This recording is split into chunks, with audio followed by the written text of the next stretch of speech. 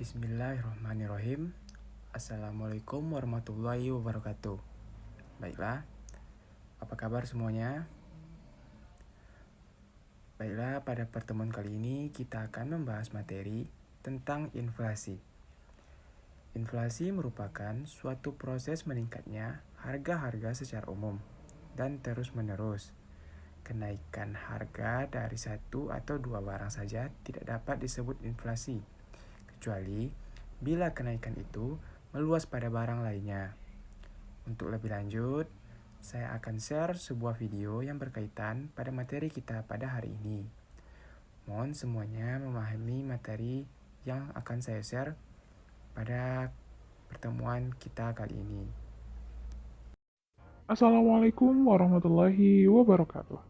Apa kabar anak-anak semua? Semoga semuanya dalam keadaan sehat walafiat. Di video ini akan membahas mengenai inflasi.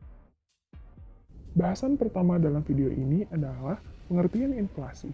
Inflasi adalah suatu keadaan perekonomian ketika harga-harga secara umum mengalami kenaikan. Kenaikan harga itu berlangsung dalam jangka panjang. Yang selanjutnya adalah penyebab inflasi. Penyebab inflasi yang pertama adalah tarikan permintaan atau demand pull inflation. Inflasi seperti ini terjadi karena adanya permintaan beberapa jenis barang yang meningkat secara agregat. Kenaikan permintaan masyarakat atau agregat demand mengakibatkan harga-harga naik karena penawaran tetap. Penyebab inflasi yang kedua adalah dorongan biaya produksi atau cost push inflation. Inflasi seperti ini terjadi karena adanya kenaikan biaya produksi. Kenaikan ini terjadi karena naiknya harga bahan baku. Kenaikan biaya produksi mengakibatkan harga naik dan terjadi inflasi. Penyebab inflasi yang ketiga adalah jumlah uang beredar. Jika jumlah barang tetap, sedangkan uang beredar bertambah 2 kali lipat, maka harga akan naik 2 kali lipat. Penambahan jumlah uang beredar dapat terjadi jika pemerintah memakai sistem anggaran defisit. Bahasan selanjutnya mengenai jenis-jenis inflasi. Berdasarkan tingkat keparahannya, yang pertama ada inflasi ringan, inflasi yang berada di bawah 10% per tahun. Yang kedua ada inflasi sedang, inflasi yang berkisar 10% sampai 30% per tahun. Yang ketiga, inflasi berat, inflasi yang berkisar antara 30% sampai 100% per tahun. Dan yang keempat, ada inflasi sangat berat, inflasi yang berada di atas 100% per tahun. Jenis inflasi berdasarkan sumbernya, yang pertama ada inflasi yang bersumber dari luar negeri. Inflasi ini terjadi karena naiknya harga di luar negeri. Yang kedua, ada inflasi yang bersumber dari dalam negeri. Inflasi ini terjadi karena percetakan uang baru oleh pemerintah atau penerapan anggaran defisit. Jenis inflasi berdasarkan penyebabnya, yang pertama ada inflasi karena kenaikan permintaan. Hal ini sesuai dengan hukum ekonomi, jika permintaan naik sedangkan penawaran tetap, harga cenderung naik. Yang kedua, inflasi karena kenaikan biaya produksi. Kenaikan biaya produksi mengakibatkan harga penawaran naik sehingga dapat menimbulkan inflasi. Bahasan selanjutnya yaitu cara menghitung inflasi. Terlihat di layar ada rumus laju inflasi. Rumusnya IHK2 dikurangi IHK1 dibagi IHK1 dikali 100%. Di mana keterangannya IHK1 adalah indeks harga konsumen tahun dasar pertama. IHK2 adalah indeks harga konsumen tahun kedua. Agar lebih mengerti, mari kita sama-sama lihat contoh soalnya. Negara A memiliki indeks harga konsumen 2019 sebesar 120,79. Pada tahun 2020, memiliki indeks harga konsumen sebesar 129,66. Pertanyaannya, hitunglah laju inflasi negara A. Berdasarkan rumus yang di atas, mari kita sama-sama masukkan nilai-nilai yang ada di dalam rumusnya. Indeks harga konsumen yang kedua berarti tahun 2020. Masukkan 129,66 dikurangi indeks harga konsumen satunya adalah tahun 2019. Nilainya 120,79. Kemudian dibagi 120,79 dikali 100, hasilnya 8,87 dibagi 120,79 dikali 100% dan hasilnya 7,34%. Nah, angka ini termasuk dari inflasi ringan karena kurang dari 10%. Mengapa kita harus menghitung inflasi? Angka inflasi merupakan suatu indikator ekonomi yang dapat digunakan dalam mengambil berbagai langkah di bidang ekonomi, sehingga inflasi sangat penting dan harus dihitung. Bahasan selanjutnya yaitu dampak inflasi.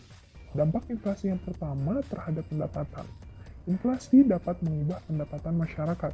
Perubahan dapat bersifat menguntungkan atau merugikan.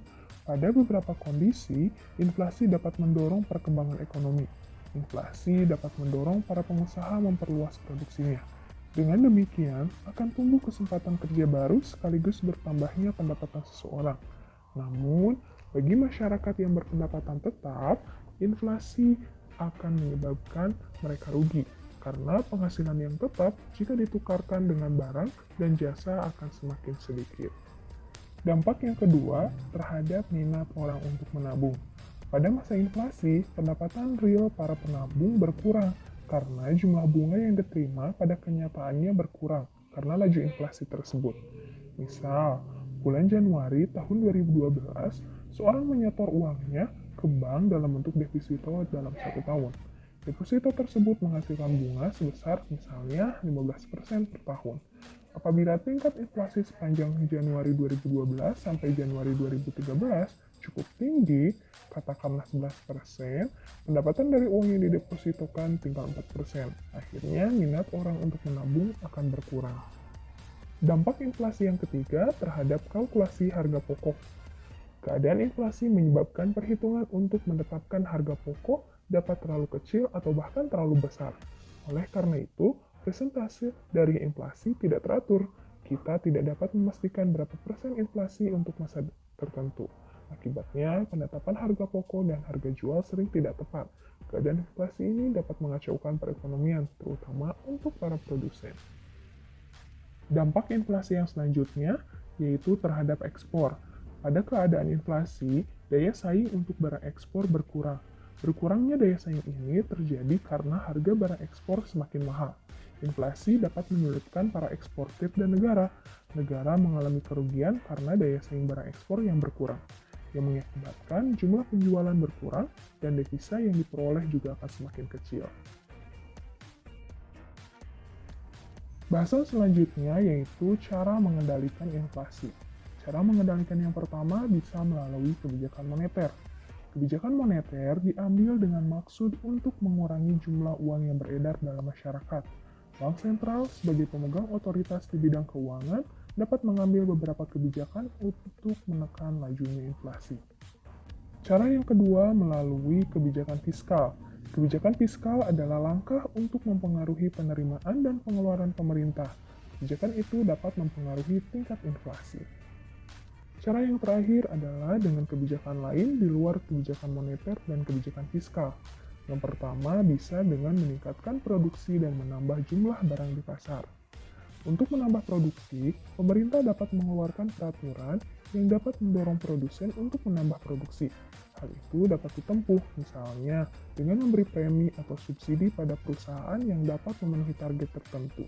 Selain itu, untuk menambah jumlah uang yang beredar, pemerintah juga dapat melonggarkan keran impor, misalnya dengan menurunkan bea masuk barang-barang impor. Cara selanjutnya dengan menetapkan harga maksimum untuk beberapa jenis barang. Penetapan harga tersebut dapat mengendalikan harga yang ada, sehingga inflasi dapat dikendalikan. Tetapi penetapan itu harus realistis.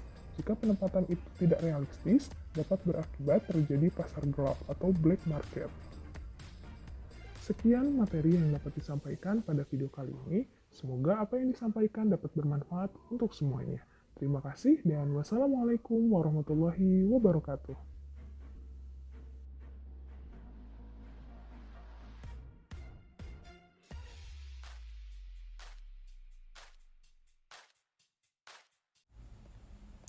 Baiklah, seperti yang dijelaskan, inflasi memiliki beberapa faktor. Yang pertama, permintaannya sangat tinggi, meningkatnya uang yang beredar. Inflasi campuran, kenaikan biaya produksi, inflasi struktural ekonomi yang kaku. Selanjutnya, dampak dari hal tersebut ialah mendorong penanaman modal yang bersifat spekulatif, menimbulkan kegagalan pelaksanaan pembangunan, menimbulkan ketidakpastian keadaan ekonomi pada masa yang akan datang. Debitur akan mendapatkan untung, pendapatan yang lebih tinggi dibandingkan kenaikan biaya produksinya, dan mendorong tingkat bunga. Contoh dampak inflasi bagi kehidupan kita sehari-hari seperti harga yang semakin mahal, ekspor ke luar negeri akan mengalami hambatan, gaji yang diterima akan terlihat kecil, kriminalitas meningkat. Jadi, kesimpulan yang dapat kita ambil pada pertemuan kali ini ialah inflasi adalah suatu proses atau kondisi perekonomian sebuah negara, di mana meningkatnya harga secara umum dan terus-menerus sehubungan dengan mekanisme pasar yang dipengaruhi berbagai faktor-faktor tertentu. Oke, baiklah. Sekian untuk materi mengenai inflasi pada pertemuan kali ini. Jika ada yang tidak dipahami dan tidak dimengerti, silakan bertanya ke WA Group ya. Insya Allah akan kita jawab bersama-sama. Oke, baiklah. Saya cukupkan sampai di sini. Semoga ilmu yang diberikan bermanfaat bagi kehidupan kita sehari-hari. Terima kasih atas perhatiannya. Mohon maaf bila ada salah kata. Saya tutup. Wabillahi taufiq wal hidayah. Wassalamualaikum warahmatullahi wabarakatuh.